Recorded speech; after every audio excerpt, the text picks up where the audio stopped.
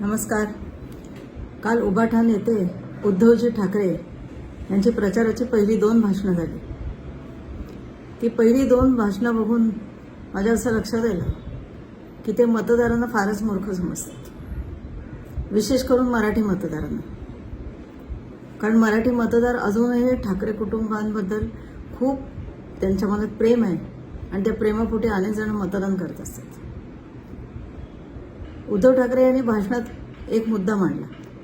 त्यांनी अशी घोषणा केली की लाडकी बहिणीला सगळं दिलं, भावाचं काय, आणि म्हणून जर उभाटा सत्तेवर आली तर ते मुलांना उच्च शिक्षणापर्यंत सगळं शिक्षण मोफत देणार आहेत.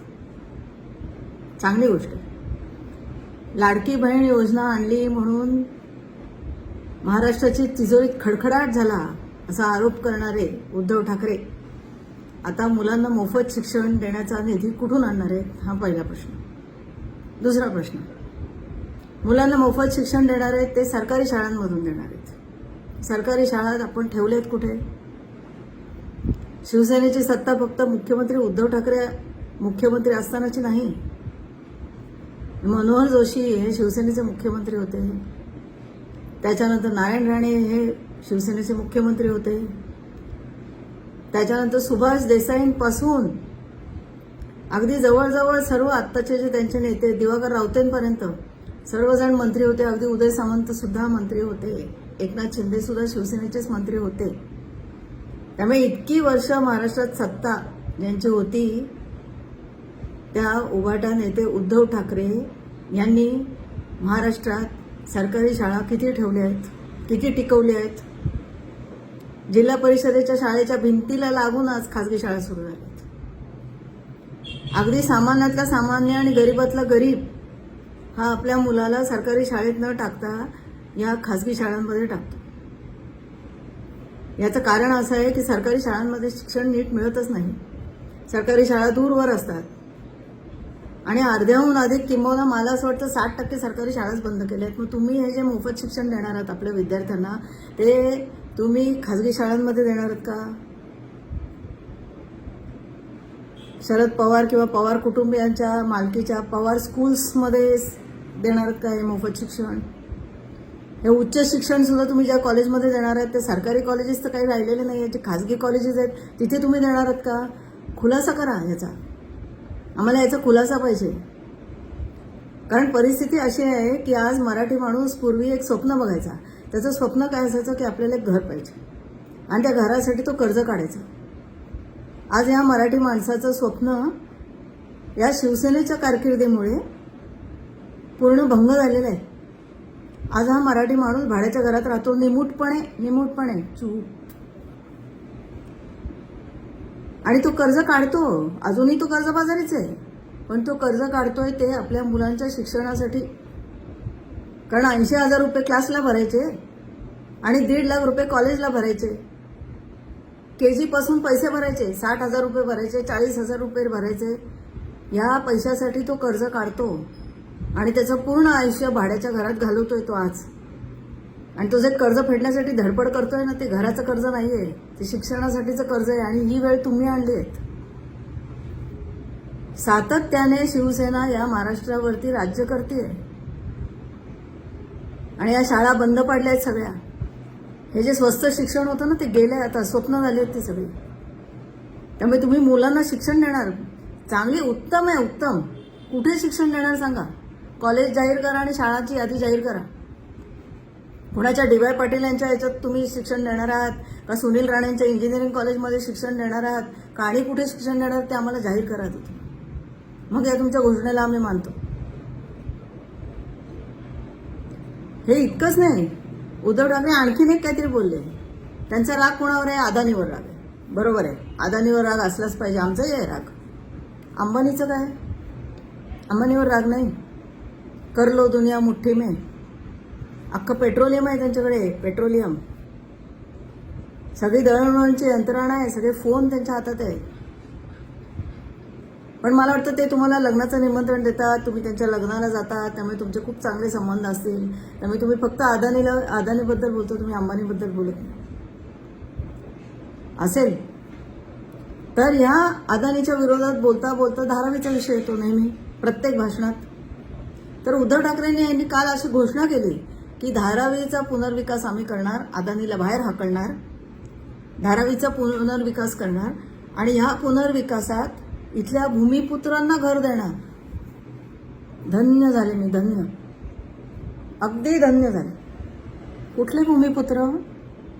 ते जे आता वसई विरारला राहतात ते, का कल्याणला राहतात ते, का टिटवाळ्याला राहतात ते, का पुण्याहून अपडाऊन करतात ते?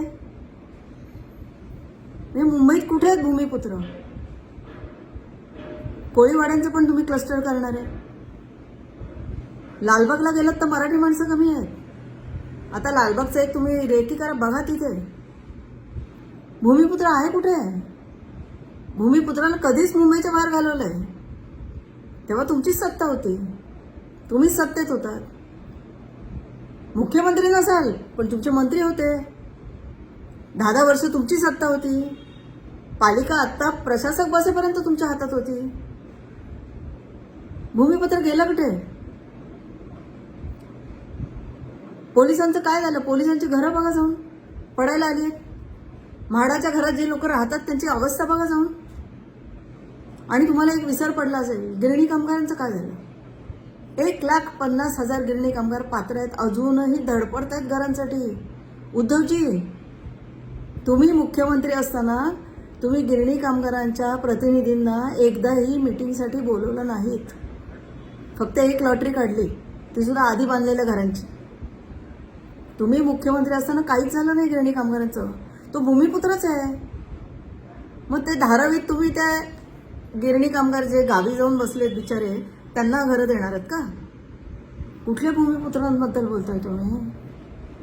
कुठल्या भूमीबद्दल बोलताय? भूमिपुत्रांना घर देणार बोलू शकता तुम्ही? आणि आम्ही ऐकायचं शांतपणे बसून? बरं, हे काही कमी नव्हतं. त्याच्यानंतर त्याने एक महान घोषणा केली. ते म्हणले की आम्ही सत्तेवर आलो की प्रत्येक जिल्ह्यात छत्रपती शिवाजी महाराज यांचं मंदिर उभारणार. नुसतं प्रत्येक जिल्ह्यात नाही, आम्ही म्हणे जाऊन सुरतला उभारणार. बघू आम्हाला कोण रोखू शकतो. कोण रोखणार आहे तुम्हाला? गुवाहाटीला जाऊन उभारा छत्रपती शिवाजी महाराजांचं मंदिर. स्वतःचे पैसे टाका, एक जमीन घ्या, तुम्ही घेऊ शकता.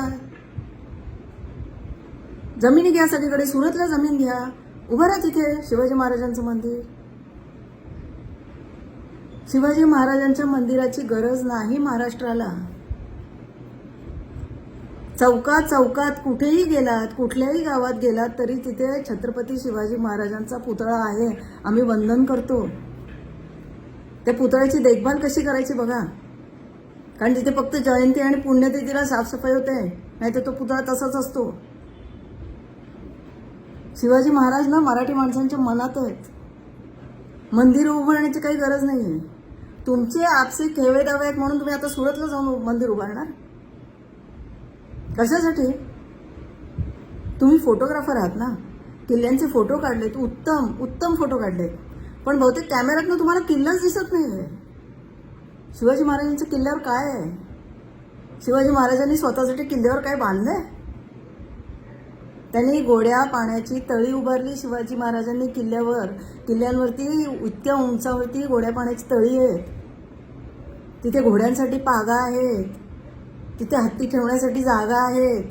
सर्वात महत्त्वाचं म्हणजे तिथे धान्याची कोठारं आहेत, तिथे बी बियाणं ठेवण्यासाठी कोठारं आहेत. हे सगळं कशासाठी होतं? हे जनतेसाठी होतं.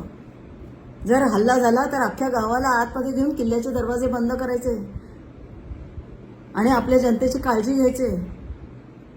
जर दुष्काळ पडला तर शिवाजी महाराज स्वतः बी बियाणं आपल्या शेतकऱ्यांना पुरवायचे. त्यांच्याकडनं वसुली नव्हते करत. त्यांनी हा सगळा किल्ला जो वापरला, जो उभारला, तो जनतेसाठी उभारला. हे दिसलंच नाही का तुम्हाला कॅमेऱ्यातून? मंदिराची काय गरज आहे? प्रत्येक ठिकाणी तुम्ही मंदिर बांधणार, पण मग शिवाजी महाराजांनी जी शिकवण दिली आहे, शिवाजी महाराजांनी जे जनतेसाठी केलंय, ते कधी करणार तुम्ही? का त्याचं वाचनही झालेलं नाही आहे तुमचं? फक्त जय भवानी, जय शिवाजी, जय शिवाजी, जय भवानी, बस. फक्त घोषणा द्यायच्या, बाकी काहीच करायचं नाही. अरे मराठी माणसाच्या प्रत्येक पात्याला हात लावला, प्रत्येक पात्याला, तेव्हा तुम्ही गप्प होतात. बरं, तो अरबी समुद्रात जो पुतळा बांधणार होते त्याच्याबद्दल तुम्ही किती वेळा बोललात? एकदाही नाही बोललात. काय झालं त्या पुतळ्याचं? त्याच्याबद्दल तुम्ही सवाल नाही केलात कधी. दरवेळेस आम्ही भावनिक होऊन तुम्हाला मतदान करत राहायचं का? तुम्ही भूमिपुत्रांना घरं देता म्हणता, तुम्ही शिवाजी महाराजांची मंदिरं बांधतो म्हणता, तुम्ही मोफत शिक्षण म्हणता. काय चाललंय? तुम्हाला माहिती आहे आम्ही काय बघितलं? आम्ही फक्त 2 मराठी माणसांची अशी उत्तुंग अशा इमारती उभारलेल्या बघितल्या इतक्या वर्षात. एक मातोश्री होती आमची आदरणीय, त्यासमोर एक मातोश्री आता उभी राहिली. प्रत्येक तुमच्या मुलाला 2-2 मजले आणि 1 मजला तुम्हाला, अशी मातोश्रीची इमारत आम्ही बघितली. आणि इकडे शिवाजी पार्कच्या समोर आधी कृष्णकुंज होतं, आता आलिशान शिवतीर्थ झालंय. तुम्हाला माहिती आहे मराठी माणूस काय करतो? ते शिवतीर्थाच्या समोरच्या फुटपाथवरून बसतो आणि तुमचं घर बघत बसतो राज ठाकरेंचं. किती छान घर बांधलंय, किती सुंदर घर बांधलंय. त्याला स्वप्नातही वाटत नाही की आपलं असं घर होईल म्हणून.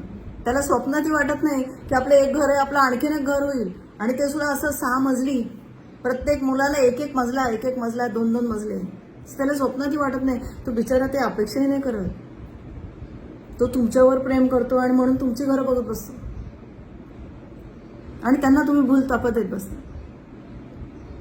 रोज उठून तुम्ही शिंदेबद्दल बोलता, 50 खोके एकदम ओके, 50 खोके एकदम ओके. हे 50 खोके केव्हा दिले? एकनाथ शिंदेने हे 50 खोके केव्हा दिले? भाजपाबरोबर त्यांची सत्ता अजून यायची होती. त्याच्या आधी तेव्हा त्यांनी शिवसेना सोडली, तेव्हा त्यांनी हे खोके दिले. याचा अर्थ भाजपाबरोबर सत्ता स्थापन करायच्या आधीच त्यांच्याकडे खोके होते. याचा अर्थ जेव्हा मग ते शिवसेनेच्या उभाठामध्ये होते तेव्हाच त्यांच्याकडे खोके होते. खोके आले कुठून? एकनाथ शिंदेकडे एवढे खोके आले कुठून? म्हणजे मला तर आता कळे नसतं की तुम्हाला नेमकं दुःख काय.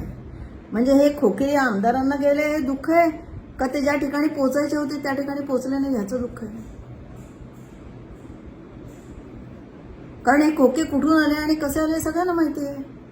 कोणाच्या आशीर्वादाने आले सगळ्यांना माहिती आहे. सगळी वरपासूनची शिकवण आहे ना. कुठला पक्ष सुटलेला नाही आहे. 50 खोके एकदम ओके काय आहे? म्हणजे कोणाचे 50 खोके, कोणाचे 40 खोके, कोणाचे 100 खोके, आणि आम्ही घोषणा देत बसायच्या 50 खोके एकदम ओके. अरे खोके आले कुठून? कोणाच्या काळात जमले खोके? कोण सांगणार?